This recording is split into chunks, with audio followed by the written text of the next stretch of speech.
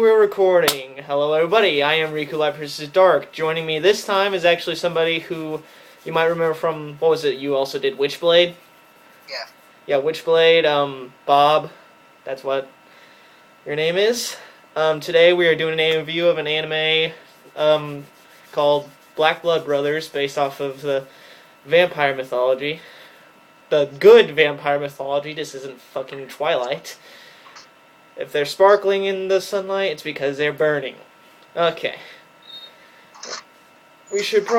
Let's get started with the characters actually, being as they kind of drove most of the plot that I can reveal without spoilers. We should probably start with the main character, Jiro Mochizuki, who that's the first time I've actually succeeded in pronouncing his last name. Holy crap.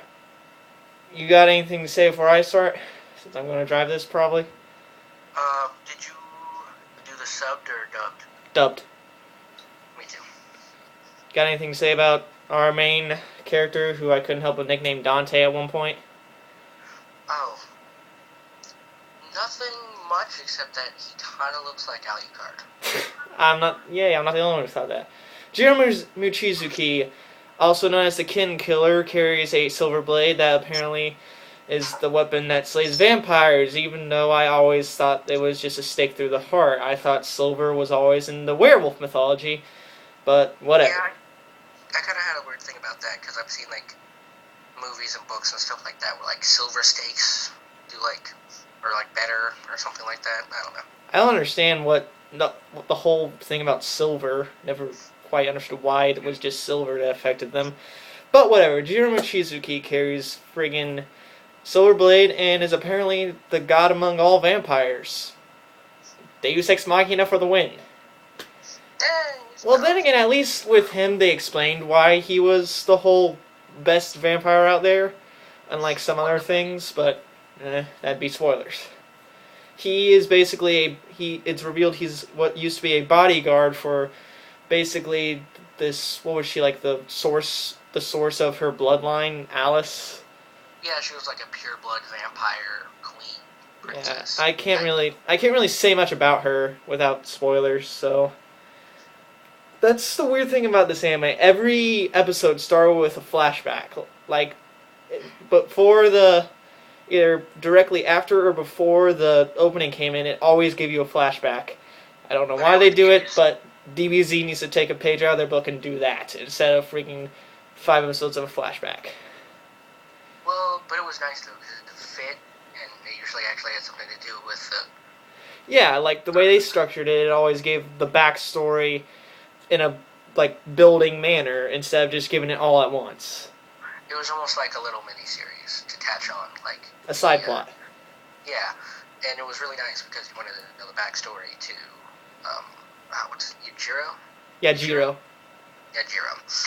You always want to know the backstory to him because, he'd been alive for so long, and that kind of gives you the insight about it, and it was kind of nice to just, figure that out in little snippets here and there without taking too much away from the actual plot. Yep.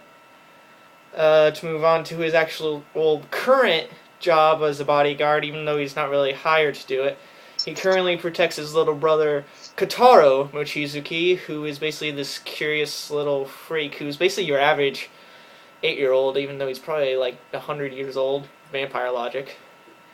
Not really much. There's really not much to him, other than he's your. He has a few powers, doesn't he? No. He hadn't been awakened yet. Oh yeah. That's how he could survive in the water. Yeah, that was actually a cool scene after he washes up on shore. There's one problem I have with that in this anime. When, in the first or second episode, it's revealed that vampires are weak to water. Standard logic.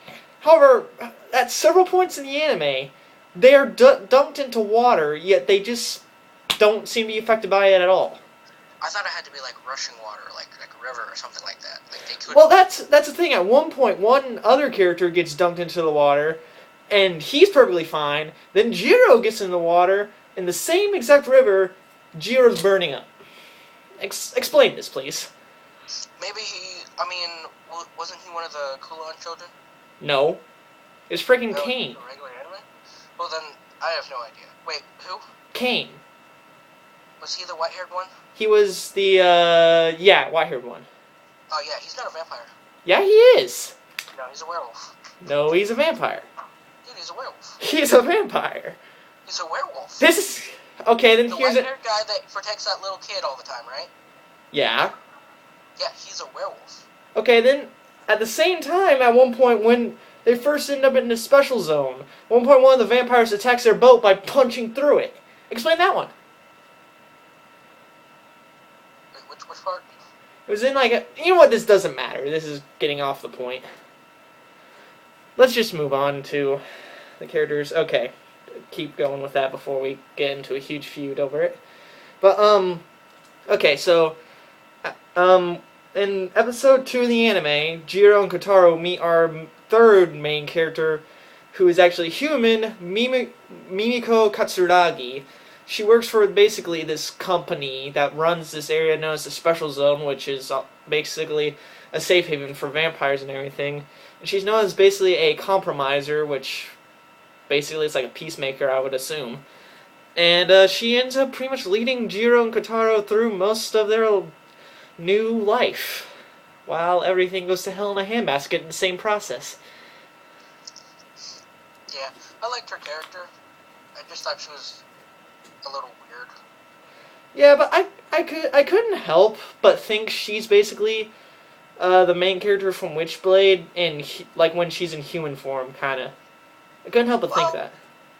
Well, kinda, but in a way, it was really funny because she had that whole, like, Edward Bella thing going on, but what you would think it should go like, and instead of how it went. Because it was really nice because she reacted like you would react whenever you meet a vampire, like, holy crap, there's a vampire. I guess I'm not going to go into that because I personally hate Twilight, but whatever. To move on to the next character, who isn't like, it's weird. He's the leader of the company, but at the same time, he's not the leader of the company. Sei, or Lord Dragon, as he's also known as. He's basically the one that creates this barrier around the special zone that prevents vampires from entering without an invitation, which kind of follows vampire mythology and how they can't go into a house unless they're invited or something like that, which I personally never understood. Get that off my phone. And yeah, that's all I can really say about him. I don't quite understand his character fully, because they treat him like he's somewhat like the leader of the company, yet they have somebody who's the legit CEO of the company. How does that work exactly? Well, without him, you can't really stay up the barrier, so they gotta give him some type of perks. Plus, that's the one that gets, like, reincarnated, like, whenever, right? Yeah. Yeah. Yeah, I don't know. I guess you gotta respect the most powerful vampire in existence. I actually kind of consider him basically their explanation for everything being, like, under control while everything goes to hell. Like, they needed a way to figure out how to keep everything under control when the Kulongs start taking over everything. So basically, he's there so they don't escape the special zone. That's really what I considered with him. Well, I mean, he's just kind of a gatekeeper who's super powerful, which they kind of need. So. Yeah, I can see that. You don't really screw with your bread and butter. I mean, everywhere else in the world is hell, except for this one spot that can keep out vampires that are actually bad. Or keep them in, as well. Or keep them in, if everything goes to hell in there. But, I don't know, you don't really screw with the hand that feeds you. I mean, if it wasn't for him, none of that would have been possible. The entire city would be in ruins like the rest of the world, so. I can see that. To move on, we already kind of covered him. I guess we should move on to the next one. Personally, my favorite character, the Crimson-Eyed Zelman, or Zelman Clock, his full name is. You remember him? The fire guy? Yep. I don't completely understand his character. At first, he's built to be the bad guy. Like, he's the leader of, like, the darkness organization part, or whatever it is. Well, I just think he has, like, the same complex that every sophisticated mobster has. Like, he's a bad guy if you get on his bad side, but if you got something you want, then... I mean, his character was kind of cool. I mean, he was like a mob boss, but he was like sophisticated about it. So like, he wasn't like just a dick for no reason. But at the same time, you don't really want to screw with him. And I mean, the only reason he didn't like continue to be the bad guy is because they had much bigger problems. Yeah, I can see that. I actually that's probably the best way to put it. Now that I think about it. I mean, he was always totally. I mean, the way they did it was awesome because they set him up how he should be set up. He was going to be the bad guy, the antagonist, and he was going to basically raise some type of hell. But then, when things really started to go to shit, he realized, oh, wait a minute, maybe I shouldn't do that. You know, he helped out, so. Yeah. You basically said everything I could think of. Yeah. Since we're talking about antagonists, we should probably explain the whole concept of these Kulan children before we move on to probably the final character I truly think we should talk about. The Kulan child. See, I don't know how the original mythology works of vampires, but from when I grew up, I always thought vampires, if you got bit, then you turn into a vampire. However, in this anime, only if you were to drink the blood of a vampire do you become a vampire, except in the case of the Kulan child. The Kulan children are they're basically vampires who completely want to destroy everything. Most of them are. Well, it's kind of interesting the way they did that because, I mean, it's basically like how you think vampires would act if they didn't have control over their powers. They just kind of want to screw everything up. They're just thirsty to kill everything and drink it all. And there is a lot of other mythology that says that you have to actually drink the blood of a vampire to become a vampire, but usually they also have to drink your blood, and it's like this symbiotic relationship that you have with them. But I think the way that they did the Kulan children was done really well because, I mean, they still had elements of like New Age vampires.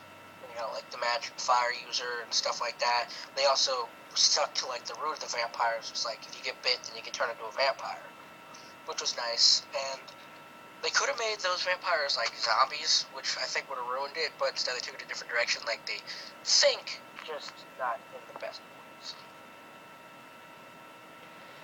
Yeah. The only thing I don't quite understand about them, but I think I know what they were going for, is those few that actually manage to maintain their sanity, but I'm pretty sure the way they have it set up is to where if they're somewhat like a source blood or like their actual, they weren't bit, but they are still in the Kulan bloodline, I think those are the ones that actually maintain their sanity. I think that's what they were going for. Because it was kind of odd because it was a good twist was that even if you're already a vampire, if you're bitten by a Kulan children, you turn into a Kulan children vampire. But usually they contain their sanity. Like, it was weird in the cases with the henchman, with that one mobster guy. August? Yeah. His, the Kulan children invaded his castle or whatever, and started biting his minions. And I guess, I don't know if they were like, because they were newish type vampires or something like that, but they just lost their stuff and went crazy and went around just like eating people and whatnot. But when he was bitten, I mean, he went crazy, but he was still sane enough to... I thought he unintentionally drunk the blood of one of the Kulan children. Wasn't that it? That might have been what happened. I mean, when it comes to the other four or five characters that are Kulan children, I only know if one of them was a vampire before that had happened, and she was okay. You mean the one I was going to mention after the Kulan children, Casa? Or Cassandra? Yeah. Cassandra, yeah. We may as well move on to her. Cassandra Jill Warlock. The main... I won't say the main antagonist, but like the main person that they lead on to be the antagonist.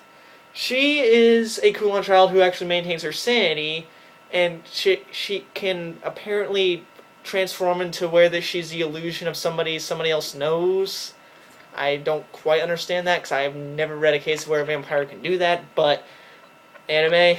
So, she is revealed that she actually has ties to Jiro, And it's led on throughout the anime that she is at one point going to come in and wreck everything. And, well, that pretty much happened, needless to say. Yeah. Really, she's made to be the vampire who's, like, in a video game to where vampires are always, like, the mages ordeal, like they're the magic-based. And she's basically the embodiment of that, I would say. Yeah, she seems to be the oldest vampire besides the guy who keeps getting, like, reanimated. Reborn? No, he's, like, reincarnated, right? Say, the Lord Dragon? Yeah. Yeah, he got reincarnated once. Once? I thought it was, like, a continuous thing, like, every time I don't know. I think only in the anime it happened once. Maybe in the manga it was continuous. Okay. Well, yeah, that's one thing that I liked and was also confused about is some vampires, depending on how old they were like magical. I think that's all. No, that's only in the bloodline. Yeah, I was a little thrown off by that because either the ones with the bloodline were always like the oldest and usually had some type of magical power. It only came up with like a few characters, so maybe it's like a rare thing as long as you're like a pure blood type thing. Yeah, there's only Jiro, Sei, Well, I mean, Cassandra, and the one man walker guy who apparently can take control of people's mind. They're the only ones who could actually use magic. Everybody else resort to weapons. Which I guess I understand with Yujiro, but I don't think he really had like I thought what he did. He had the hide hand, the telekinesis basically, or whatever you want to call it. Is that the one that like stopped vampires that were weaker than him, or the? That was like the one where they could like stop bullets. It's basically telekinesis. I thought he said that was because he was like a old powerful vampire, or was that really part of the bloodline? That was his bloodline, yeah. That was his bloodline, right? So you don't have to be pure blood to have the magic. You just have to have the blood. Yeah. It's all your powers are basically set by your bloodline. Which I think is actually a pretty cool way you can have everybody have different powers where they're all different types of vampires. I always liked that when things did that. Anime, whatever you want to bring up. Yeah, you just can't go overboard with it like Naruto. Yeah. Anyway, that's really all we can say about the characters. The plot, I really just think we should really just kind of discuss how it's structured, because the plot itself is a bit odd, to where it's like what is revealed when, so we can't really say much without spoilers. But the way it's say what? Oh, it's just the plot I think was done in a way that was a little confusing because it was a simple plot in a complicated situations. Yeah. Like the plot itself was really basic. It was just Yujiro is trying to protect his little brother. You don't fully understand why, other than the fact that he's the little brother.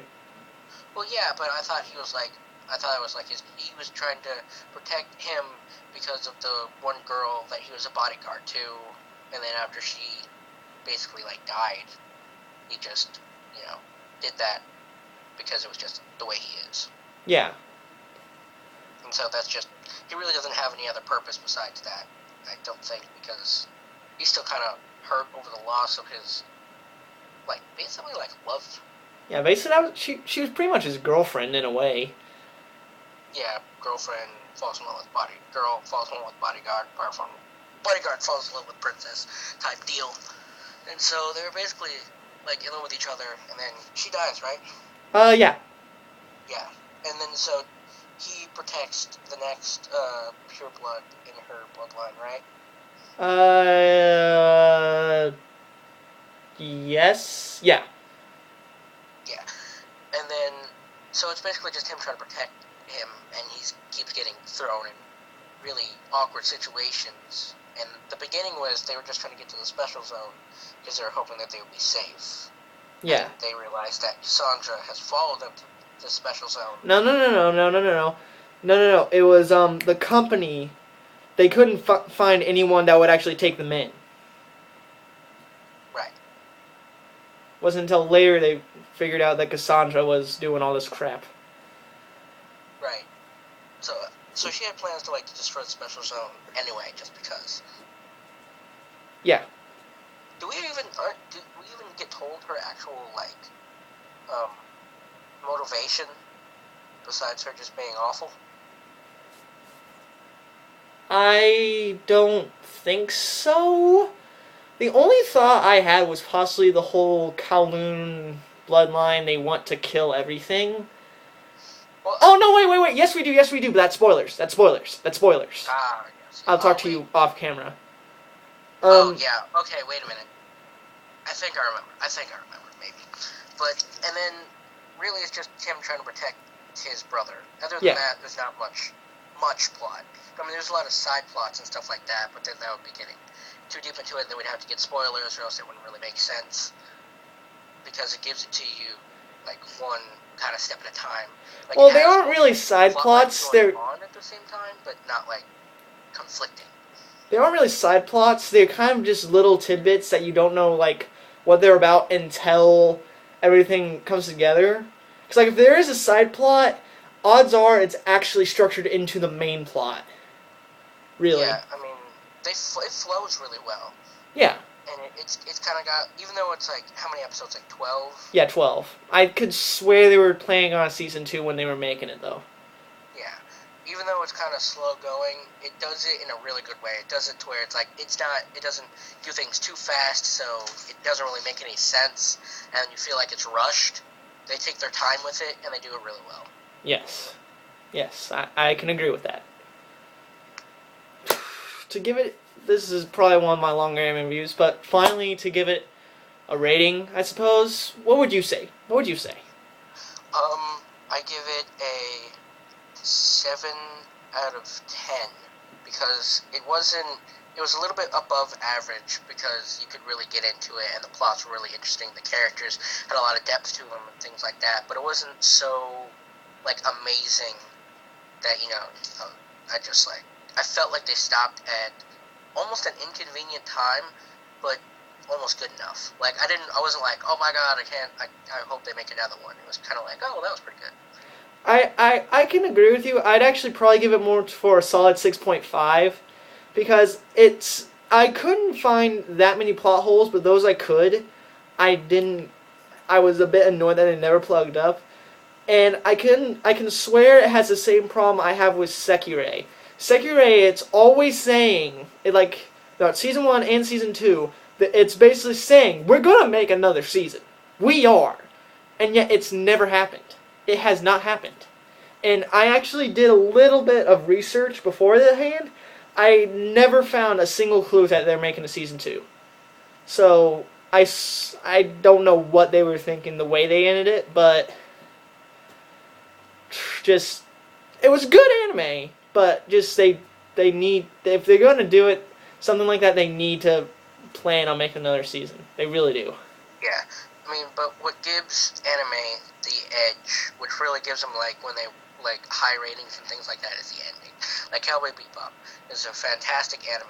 It was, like, really good, but what makes it, like, a 10 out of 10 for me is the ending. It's amazing. Well, there are those animes that give it as if, like, it's going to continue on. They usually don't give you the entire structure of the next season. Black Blood Brothers gave you pretty much the entire structure of the next season. Yeah, I mean, there was so much there at the end. It was such a huge, unbelievable cliffhanger that, like, I almost feel like I could attach together the next season myself. Yeah, like take...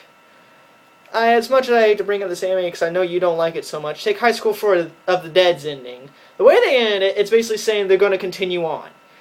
They probably there's no structure for a next season, it's just they're going to continue on, you don't know what's going on. Yeah, this one, it gave you literally almost all the structure to it, so why they didn't continue, I don't know, but... Probably just run out of funding or something like that. It's not a really wide-known anime. I've asked a lot of people, and most of the people I've asked have no idea what it is. Yeah, I just came across it randomly, so I can see that. I can see how they ran out of funding. Okay. It's kind of like, there's this show that I really liked, that I really wanted to continue, and has 2 seasons. It's called The Familiar of Zero, and it was done I've never heard beautifully. I know, right? And it's such a great anime. I mean, it's really hilarious. One of the funniest ones I've ever watched. And they stopped at season 2, and they ran out of funding because nobody knows what it is. And so they're not going to continue with the season 3. Okay. Anyway, you gave it a 7. I gave it a solid 6.5.